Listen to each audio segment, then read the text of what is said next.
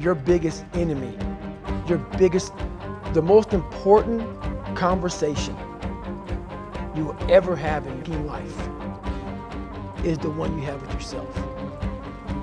You wake up with it, you walk around with it, you go to bed with it, eventually you're gonna act on it, whether it's good or bad. You have to. That's why the whole thing about this book I have, it's about you. It is about you. It's strictly about you finding who you are. So many people die, live 100 years, never know who they are. Never know who they are. You have to look in that mirror and know there's so much more in here, man. Because I can literally right now be a 300-pound guy spraying for cockroaches still to this day. If I did not look in that mirror and say, there has to be more to this. This can't be it. And then willing to go into it, dive deep into it, and give all I have to find it. So that's what all that's about. So I had a Q&A this weekend. This one guy there was super frustrated. I gained 20 pounds. I can't find my why. I can't find my purpose.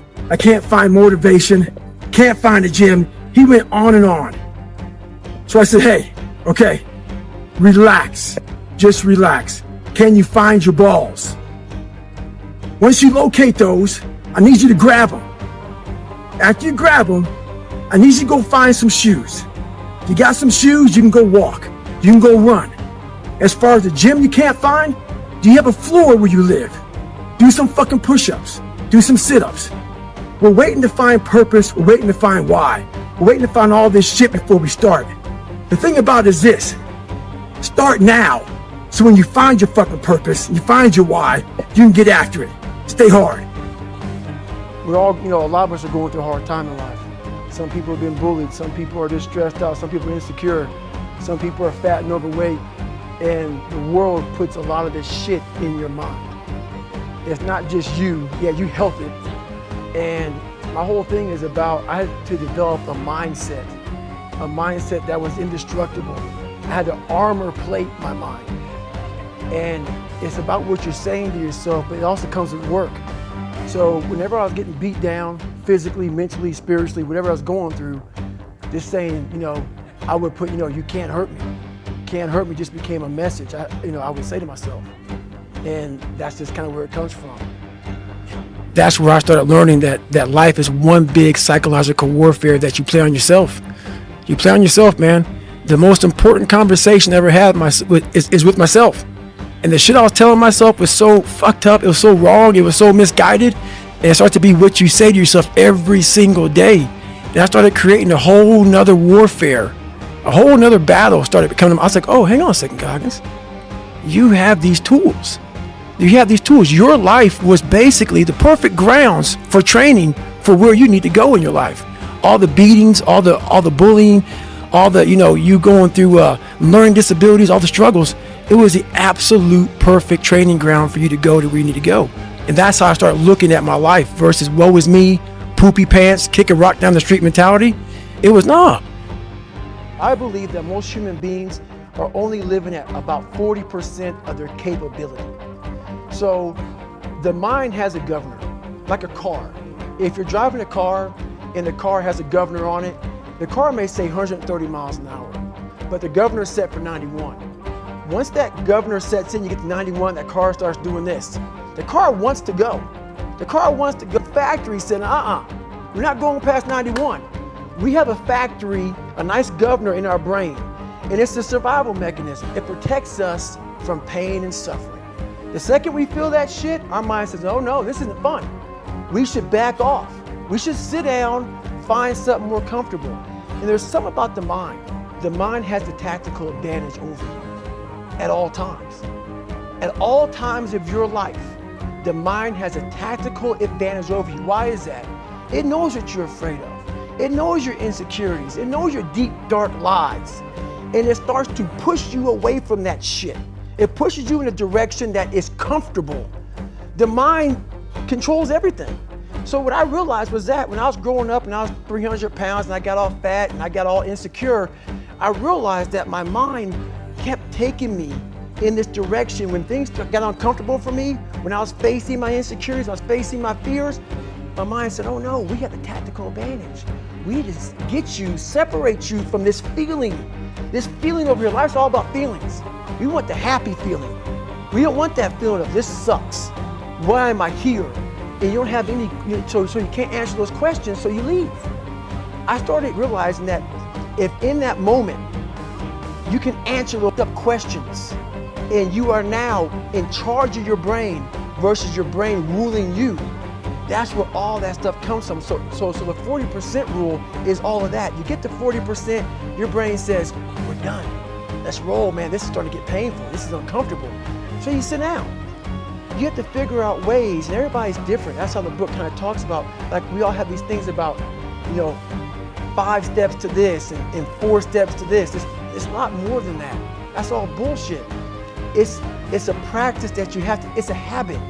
So if you know that at 40% I'm feeling pain, at 40% I'm feeling pain, that's where the 40% rule kicks in. Now it starts. Okay, I'm feeling pain. My mind's saying all this shit to me. It's saying get out of here, run, flee. The fight or flight kicks in. Okay, we're done. We're not good enough. It starts telling you all these things. You start to believe it because the mind controls all. This is the time where you have to gain control back of your mind. It's okay. Let me see if I can go 45%. And once you start giving yourself more and more hope and start realizing, okay, the mind starts to be, okay, what are you doing? We're supposed to be going right and you're going left. You start then controlling your mind. Start finding more in yourself. And then it goes from 40% to a lot further than that. That's the start of it though. Get to the spot where your mind is saying stop. Wherever that is, you gotta get there first. And then that's when that shit starts to work for you. You gotta control yourself in that moment. The one thing that made me who I am today is being vulnerable. It's breaking myself down to the absolute rock bottom and being able to tell people who I am. And that's how I fixed it. Literally, being able to look somebody in the eye and say, you know what, man, I have a whole bunch of character problems, character flaws. I've lied about this. I've cheated here. I'm insecure here. This isn't the real me. I lied to you about that. I wanted your acceptance in life. All those things happen, but the thing about it is that we get judged so quickly by who we are. We don't know. We don't go to where it happened. Life created this person, me. Life created me to be this fucked up person that I was back in the day. And I had to realize, man, that's okay, man. It's not my fault. Now I gotta go back and fix this shit though. Mm-hmm. So a lot of this isn't your fault, why you do some things you do, why you feel the way you feel. But no one's coming back to save your ass. You have to go back to where the shit started, wherever that place is for everybody, and have the courage to go back there and start fixing what broke you. Mm-hmm. And that's when I was like, hey, I'm fucked up. I'm gonna go back and fix this. So a lot of people can live with themselves. That's the first thing. A lot of people can live with themselves, look in the mirror and say, I'm okay with being afraid. I'm okay with going on this easy highway over here. The easy highway has all these signs and shit, directions, how to get somewhere. And you have to first be uncomfortable with how you feel about yourself. With that voice that a lot of us like to run away from, we all have it. We all have that voice that's saying, hey man, you're kind of wimping out right now. You're kind of being a little punk right now. But a lot of us say, okay, that's okay. It's okay to tell these little white lies to ourselves. So we first have to face the real you. The real me is David Goggins. The real me is the guy looking at you right now saying, I don't want to be on this show right now because I used to stutter as a kid. And I'm afraid of that. I'm afraid that here in a second, I'm going to start fucking stammering and stuttering and the whole world's going to know that I have all these issues. But that's when I see right now, okay, Goggins, you got to go on the show. That's Goggins. Goggins is saying, okay, David Goggins, you're a punk. Life made you this way. We can't live like this. We can't live in fear. We can't live in judgment. We can't be afraid of what people right now are looking at me saying about me. We cannot be afraid of that.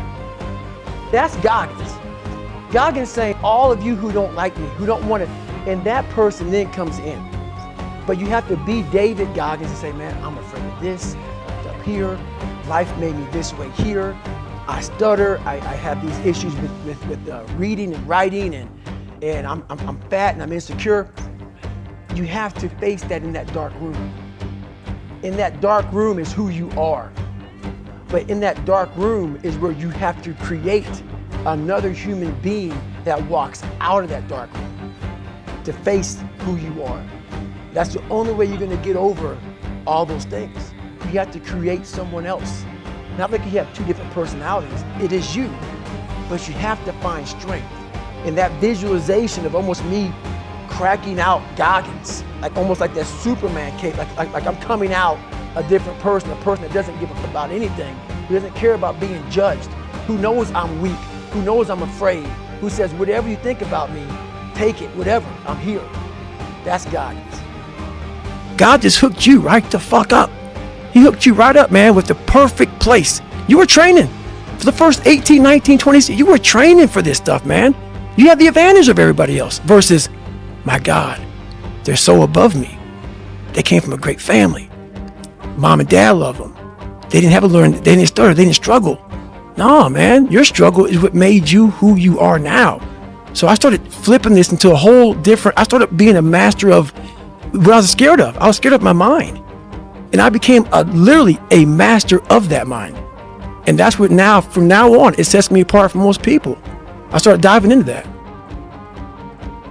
In the dark room, you face yourself, you realize you want to be better, you realize you don't want to be this weak, insecure person in the world who has all these problems that we all have.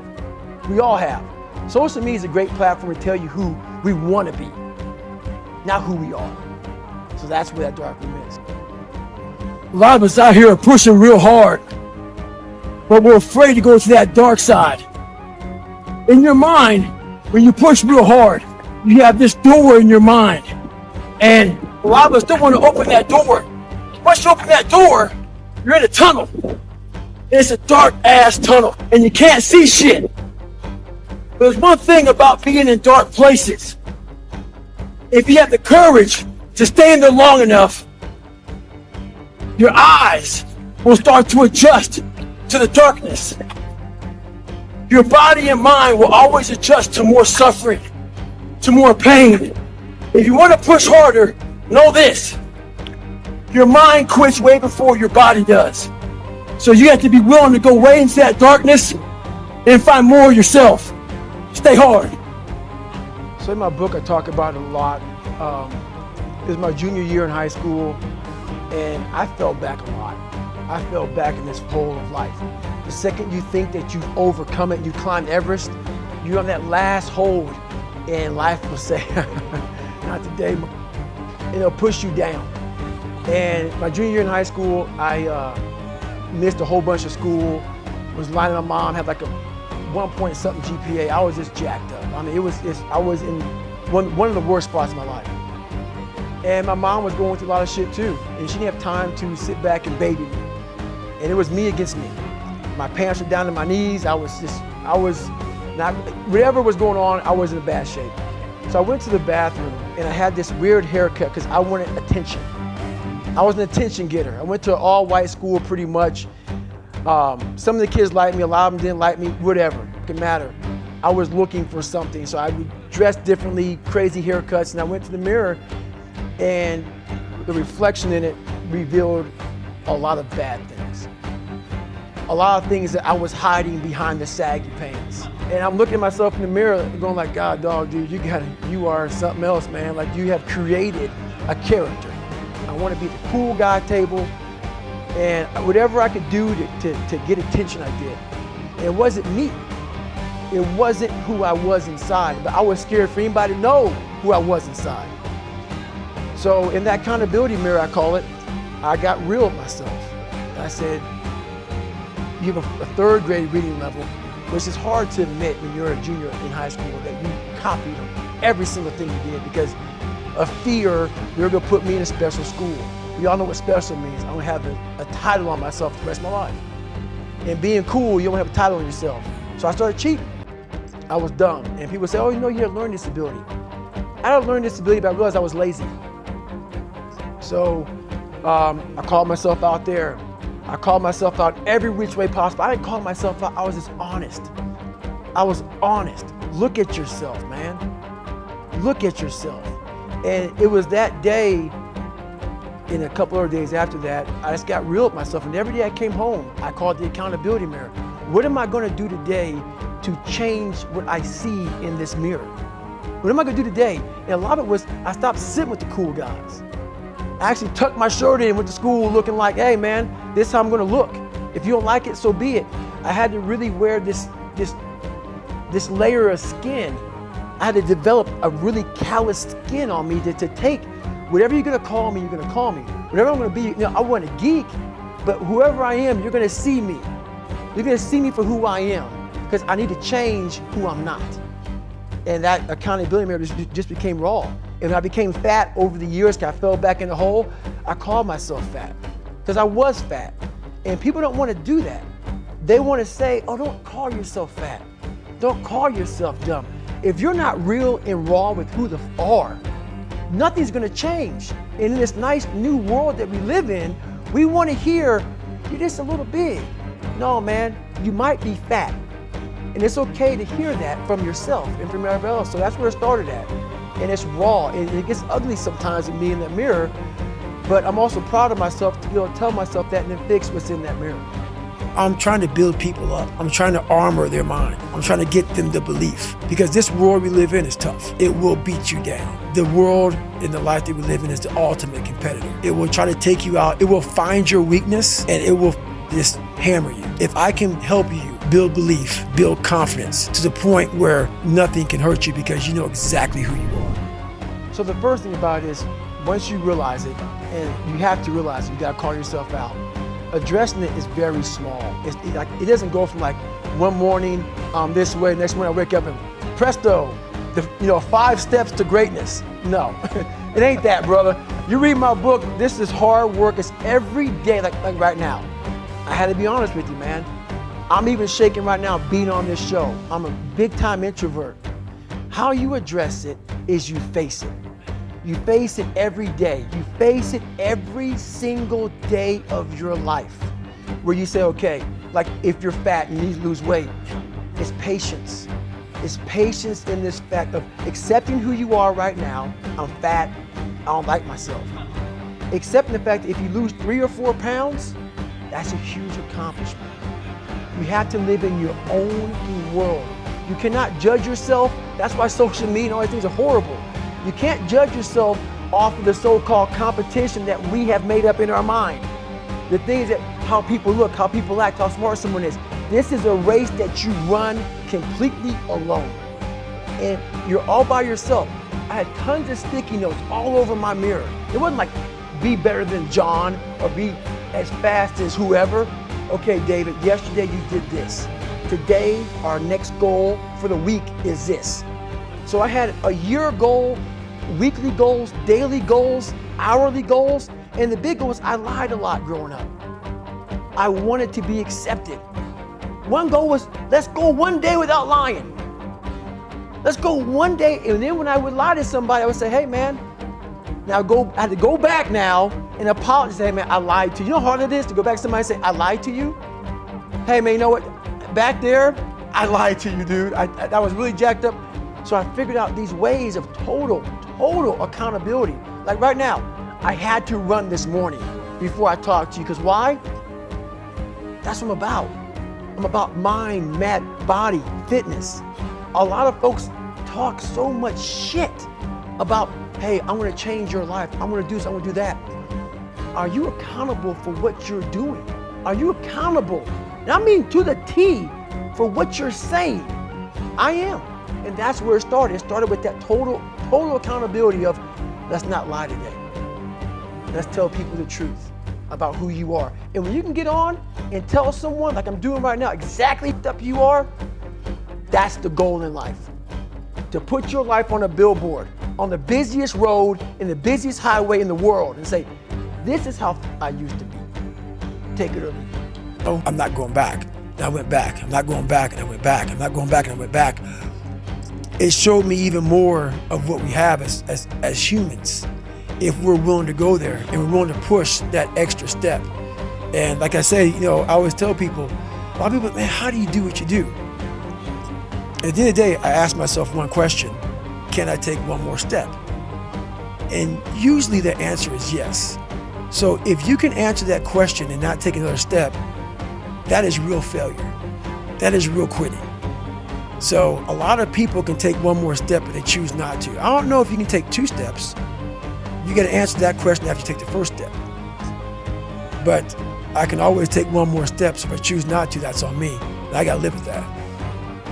When you really sit back at your life and you're in that dark room and you're looking at where you started from and you tell yourself, God, no, man, my mom is this way, my stupid stepdad got murdered, my dad beat the shit out of me, I can't read and write. Oh, I've lied about it to everybody, I've cheated on all these tests. My God, man. And then you put a goal in your mind.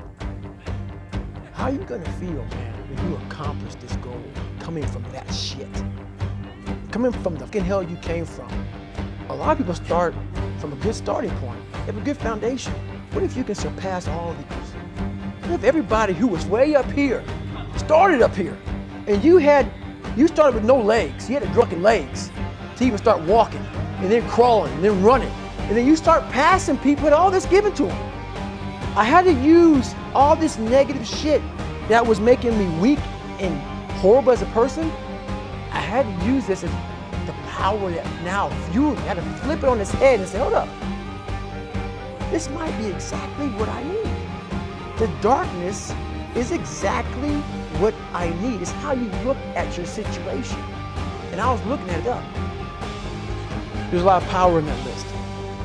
So in that list of who you are, what makes you, all these other things, it goes back to, once again, accepting. You have to first accept it before you can fix it. A lot of people walk around, oh man, I'm good. I'm good. No, you're not. You have to accept what you're not. You have to, and people don't want to do that. And that's the only way you can fix it. You have to accept it first before you can go on the journey.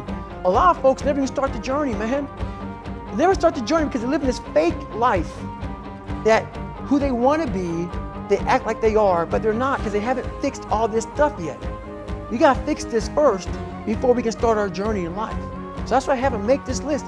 You fix these problems, now your journey can begin because you no longer care about how people are judging you. When you care more about how someone's judging you, you're going to stay right there.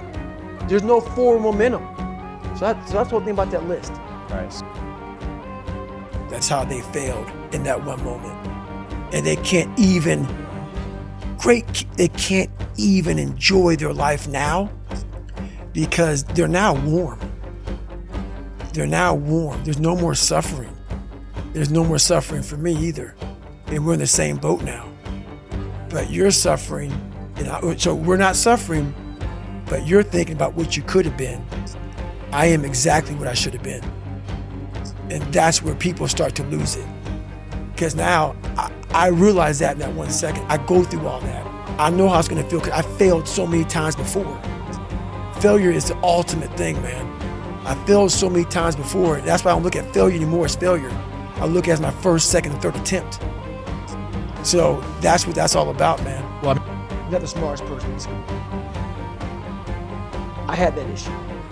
So my big thing was how I addressed that problem was I had to sit down. Each thing that is wrong with you has to be a focal point. You can't look at this gigantic list and say, I gotta change all this shit. My God, this is crazy. No. You take off the first one. I want to be smarter. For me, that was my thing. I have to become more intelligent. I have such a severe learning disability and I can't retain shit. I had to now get that one thing and then strategize in that one problem. How can I do this? I'm not gonna learn like you. I'm not gonna learn like anybody else. How am I gonna figure this out? So I then figured out, okay, where are my strengths here? Where are my weaknesses in learning?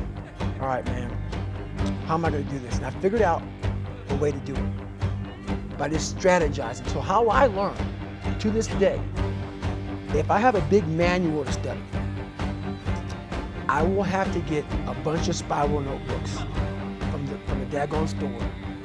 And each page, I have to write each page out, maybe 10 times. So there was a 1,000-page dive manual that I got 18 months before I went to dive school. Most people, I'm not smart, I'm gonna go see if I can pass this test. I realized, hang on a second, I'm not smart. how can I get past this? How can I get through this obstacle? I need to acquire this book 18 months in advance, because it could take me 18 months to write down each page over and over again to then put it to memory. So when the question came up, I had written that question so many times down on paper that I can recall, okay, page 71 was where I remember seeing this, and I can recall it that way. And that's how I did it. So you gotta strategize on each problem you have in life. Slowly break down that problem. Don't think about all the problems you have, just one at a time. And before you know it, you fix all these problems, but you cannot focus on all of them. Just on the one thing at a time. Is the worst pain I can't even describe the pain of that last 30 miles to anybody. No one, it's very hard. Whole body? Whole body. So when it ended, I'm literally dizzy going up my stairs to get to my house. I have my arms wrapped around her, going up the stairs, and every flight of stairs I have to lay down because I can't stay upright for too long or I'm gonna pass out. So I finally get in the house, and when I get in the house, I'm once again on the floor. I'm in the kitchen on the floor, just laying there. I finally make it to the bathroom, into the tub. I get rolled in the tub, and she puts the water on me. I'm just laying there with the water coming on me. And what I pee out looks like Coca-Cola. And I'm laying there in the worst pain of my entire life. I'm shaking, I'm jacked up. And all I could think about was, I can't believe what I just done. Because when you get to 70 miles of a race and you felt the way I did, to me, it was humanly impossible to even think about going 30 more miles in that shape. And once you do it, what came over me when that shower hit me, and the reality hit that. It's one of the biggest things in the world. A lot of us, mediocrity is everywhere right now. And we're all trying to find an easy way out. And we're judging ourselves. Let's say there's 10 people in this room, and we're all mediocre. But I'm the best of the mediocre people. I now think I'm great. I'm great. We surround ourselves around people that make us feel great. They tell us what we want to hear. The second we put ourselves amongst the uncommon people, we don't like that feeling. That challenging feeling of that person waking up at 3:30 in the morning and say, hey, put your shit on, we're going for a run. We don't like that challenge. We like that person who says, hey, no man, I don't feel good today, man. And they say, oh, it's okay, brother. Take a day off, man, we'll get a pizza and shit, watch the game. We like that. We love that feeling. Why? Because you understand, man, we're good, bro. We don't want fuckers like this. Hey, man, no, bro. Get you on, man. Stop being a punk. We don't want that in our lives. We don't want that person who's constantly challenging our weaknesses. We want that person who's constantly, making us feel nice and good and secure in ours. That's the mediocrity of life. We want to be the best amongst the average people. People wonder, how do you stay hungry all the time? Because after I accomplish something, I don't sit back like a lot of guys who graduate buds, graduate this, graduate that. They get comfortable. They wonder why I'm getting weak, man. I don't know, I've lost my edge. What's going on? Because once you hit the top of the mountain, guess what happened? I'm good. I'm good, so you wonder why you're falling down now. Because once you hit the top of the mountain, you got to build another one. That's mediocrity. There's a lot of people in mediocrity who have a nice resume, but they're one-timers, man. They hit a one-time deal, they busted it open, got a lot of money, but they're good. You're mediocre now, man. What have you been doing today, tomorrow, the next day? That's why I don't listen to theorists. I don't listen to all that bullshit. I listen to a fucker who's like this, man. What's wrong, man? I'm tired, dude. Why are you tired? Because tomorrow, I gotta do the shit again, man. Whatever the shit is that made me fucking nauseous and sick to my stomach, it made me hurt. There's no ending. And that's the person I listen to. That's the person who's gained knowledge. You gain knowledge through suffering. And on the other end of suffering is a world that very few have ever seen. It's a beautiful world because that's where you find yourself. You don't find yourself in over here. You find yourself on the other end. Like the 100-mile race I was on, I ran it for 24 hours. I found myself on the other end of that fucking race. That 19 hours, I found wow, there's a whole nother world out here that I've never even saw, but the world's in your mind. And that's what all that mediocrity is about. Mediocrity is contagious. About people talking shit. And it became such a source of fuel that it was amazing, because I know why you hate me.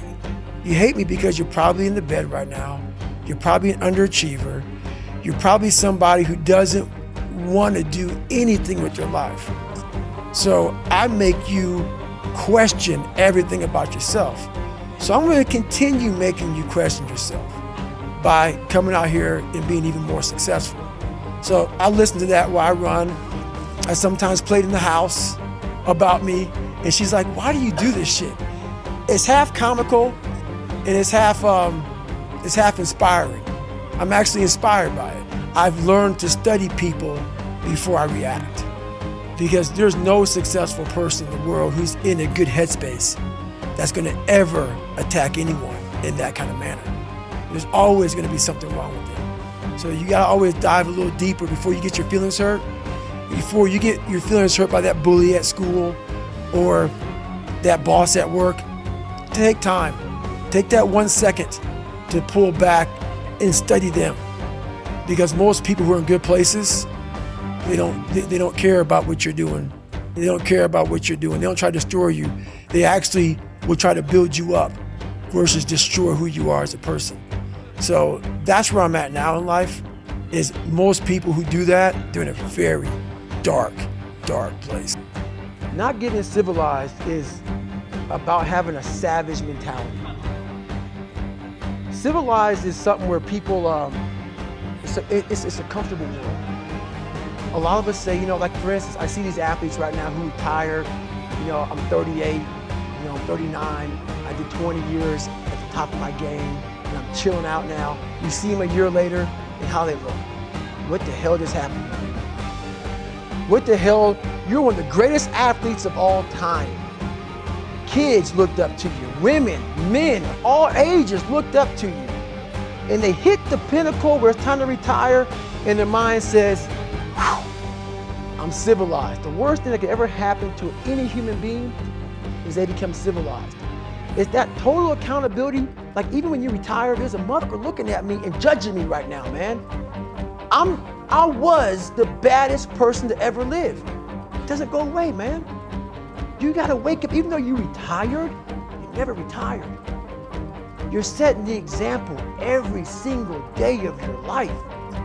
And being civilized feels so good. I'm sorry, man. Once you get to the top, you may retire, but you ain't never coming back home, man. Now you're judged. People see you falling off. You wanna be that guy who knows I may be retired from the sport or forever I did, but I'll be damned if you ever see me looking like shit, feeling like shit, not arriving. People, I've arrived. I've arrived mentality. You're always setting the example. Civilization feels so good. These comfortable feelings are what people want. They want retirement. They want that. They need that. It's a yearning feeling. I want it too. People love putting a label on me about, my God, man, you're just wired different. I'm wired different, dude. I'm thinking right now, after I got past my stuttering thing, now I'm on a roll, I'm good now. You know what I'm thinking about right now? I gotta wake up tomorrow and do the same shit again. I gotta leave this interview and go stretch out for 2.5 hours. I hate that shit. But guess what it does though? I'm constantly callousing over my victim's mentality that I once had growing up. Every day you have to do this shit. Because why? When you stop doing it, you don't just maintain it. If you stop shooting a gun, you're not gonna be a great shot when you pick a gun up a year from now. The only way to keep from getting rusty is to constantly oil that mother machine. The machine is this. You gotta keep challenging it every day. What do you think most people get wrong about motivation? They think it's a permanent fix. They think it's something that is a constant. They think that maybe once I get it, I'm gonna hold on to it. And that's the thing about that I was telling you, that I always talk about, is nothing is permanent. Nothing is permanent. And a lot of times you have to learn to perform without motivation.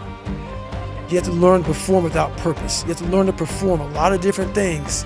And that's what people think. They think I need to have this motivation to work out, to study, to be better. So if they don't have it, they just don't. And that's where you fail. You have to learn to train your mind well beyond motivation. If you have motivation, that's great. That's some kindling to the fire. All it takes is a little spark, you can burn the whole forest up. But motivation, you have to learn to exist without it. You have to learn to be, you have to be your best self when you're least motivated. And that's the tricky part about all that shit. Motivation is just a word. You have to have these different things in your mind on where you want to go and know that motivation is not going to get me there. Because I'm not going to always be motivated.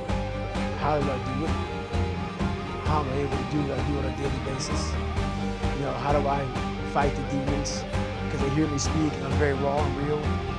How do you fight my insecurities? All these things. And they're there every day. They're there every day. Like you said, I'm in search for a feeling. I'm not in search for a trophy. I'm not in search for love. I'm not in search for more followers on Instagram or social media. You know, I started this journey years ago, and I realized that I'm going to be somebody, and I'm searching for a feeling of true victory for myself, and only myself. The second I shut out the whole world and realize that one thing, that I am in this world alone. I'm fighting this race by myself. Yeah, I'm all about people, I'm all about team, I'm all about that shit. But I'm really all about right now and in my life, just like you said, no one knows the real truth about me, how hard I really go. I don't care if anybody knows. I don't want anybody to know. I'm an introvert. I live an introverted life, and I love that about me. That right there is my fuel, is I know that there's really no one out there grinding like me. And if they are, so be it. If I know about you, I'll make sure that I up my game. That's what the mentality is all about. My whole thing is a mentality thing. Like I told you the last time I was on the show, I viewed myself as the weakest person on the planet Earth. My goal in life was to, in my mind, believe I'm the hardest man alive. And that's why the whole thing is can't hurt me. That's what it's about. It's about whatever you think you are, you have to make that dream a reality. But that's where the hard part is making that dream a reality. That's where the hard work is. That's what people know. How do you keep grinding every day? You have to make those insecurities, those fears. Like when I was 300 pounds, I didn't have any drive. I'm gonna go be a Navy SEAL. What kind of stupid shit is that, 300 pounds? It wasn't like a drive to go be a Navy SEAL. I was an insecure, lying kid, afraid. I had to look at my insecurities and in my fear and find drive in that. We're all looking for passion. Passion's all around you. You have a whole stack of it all around you. It's your insecurities, all that shit. You gotta dive deep in that shit. It's all in there. All the energy and fuel you need is right in yourself. It's all there. You got a lot of stuff to do to overcome. And you know, that's where I found it. I found it right there in my own insecurities. I found drive in my own insecurities. And that's the most powerful thing in the world. When you can find drive in your own doubt, fear, insecurities, you become very unstoppable. I believe that you have to build belief. Belief is like, there's an after school special belief where the mom says, believe in yourself, and that's all great, but there's also a built belief. And the built belief is one where you are constantly, like for me, I came from a bad place. How I build belief is through the daunting tasks I put myself through. So that's proof positive that I can. So it correlates. And that's how this piece of shit kid that I once thought I was built belief by saying, I was in 3 Hell Weeks. I went to Ranger School. I tried out for Delta Selection. Undeniable stack of proof. That is proof, mugger. So whenever you think you can't, the confidence comes from the thing that you built. You must build belief. You must build confidence. It can't be like, hey, I'm gonna knock that shit out. You gotta look over here and say, I can knock that shit out. It's belief, and it's built on what you put in to yourself. So if I can help you build belief, build confidence to the point where nothing can hurt you because you know exactly who you are. You've faced your demons. You've been able to go on an audiobook in your mind. Maybe you didn't write a book, but in your mind, you were able to hear all your past traumas. You were able to listen to them. You're able to say, okay, now I can now talk to people about what I went through. I'm no longer embarrassed. I'm no longer ashamed. Being ashamed is one of the biggest things that kill people nowadays in their minds, kill them from moving forward. I'm ashamed of myself. Don't ever be ashamed of anything you've done in your life. Face it, fix it, make it better. We are humans. But then again, if you always think that we're humans, you will always just be a human and always make the second mistakes. You must take this knowledge that you learn from all this shit is knowledge. So I'm just trying to give people that strength to go in the archives of your life. Because while you're probably up, there's probably something happened to you in your life. Go through the archives, dig it up, study it, and then use it for yourself. That's the main purpose for me right now. I'm gonna go there with you real quick. I believe in a higher power. Don't know the name, don't know where it's coming from, don't know anything like that. But I believe that this power, and visualize it real quick. Let's say it's a man up there or a woman, whatever, and they have a chart. And when you're born, they say David Goggins, born February 17, 1975 at 6 a.m. They write the chart down because they can see everything. They know exactly what you're supposed to be. They know what you're supposed to be. You die, you go to so-called heaven. You arrive at heaven, I'm 300 pounds. I retired as an Ecolab guy, which is okay, just a job, whatever. I go up there and God looks at me and he shows me my chart. And my chart on there says you were supposed to be a Navy SEAL. You're supposed to weigh 185 pounds. You're supposed to be one of the smartest people on the planet, this, all this. You see this. And now you're in heaven, you made it to heaven, but you're like, God, Doug, I was supposed to live that life. I was supposed to live that life. And then you find out that the reason why, because we all think that if we pray on it, if we do this, if we do that, whatever, we don't work, we just, whatever, it's gonna magically happen for us.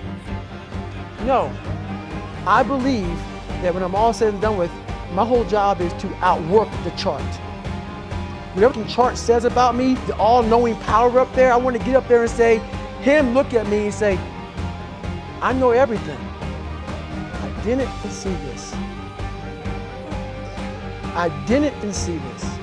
I want to feel that. I want to get to the other end of this world, and however I'm being judged, whoever's judging me, to look at me and say, I did not know, I had you at 185, I had you at this, but all this other shit, I was riding as you were living it. I want to find more, all I can. And in that sack of shit, you have to dive in that to find more. Because if you're not willing to go in there and face yourself, you're not gonna find anything. You're gonna live right here on surface, man, right here on surface.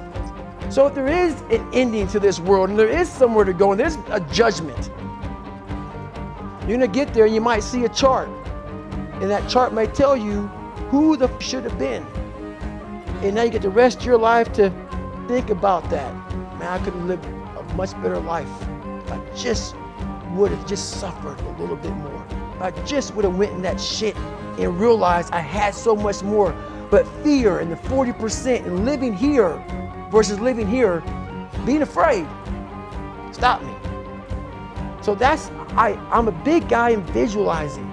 I'm a big guy in making a world, it may not exist. To me, it does. To me, it does. And I'm overpowering myself every day. And you gotta find tools to do that. That's the tool that I use. So that's what it's all about.